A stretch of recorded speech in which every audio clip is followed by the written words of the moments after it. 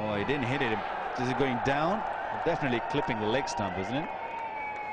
سری لنکا اور بنگلہ دیش کو تینوں فارمیٹس میں زیر کرنے والی پاکستانی ٹیم نے انگلینڈ کے خلاف ایک مشکل سیریز کا آغاز حیران کن اور تاریخی ٹیسٹ وائٹ واش سے کیا.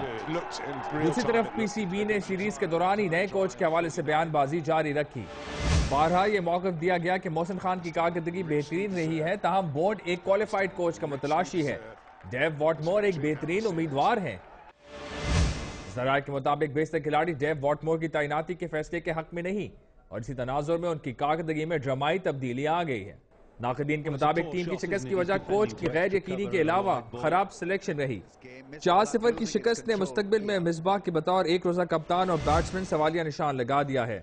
ایک روزہ سیریز سے پہلے مصباح الحق کے اصرار پر آل راؤنڈر شعیب ملک کو ٹیم میں شامل کیا گیا.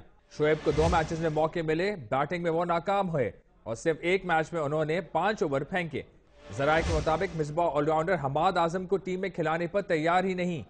ان کا پورا بھروسہ شعیب پر تھا، تاہم وہ ان کو بھی بھرپور موقع نہ دے پائے. ٹیم کوچ محسن خان جو بطور چیف سلیکٹر اسکواڈ میں شامل ہر کھلاڑی کو موقع دینے پر زور دیتے تھے، اب تک حماد کو موقع نہیں دلا پائے ہیں. اس تنازع میں T20 کی عالمی چیمپئن انگلش ٹیم کے خلاف سیریز ایک اور بڑا چیلنج ہے. سوال یہ ہے کہ غیر یقینی کیفیت کی شکار قومی ٹیم ورلڈ چیمپئنز کو ان حالات میں زیر کر پائے گی. عماد حمید، ڈان نیوز.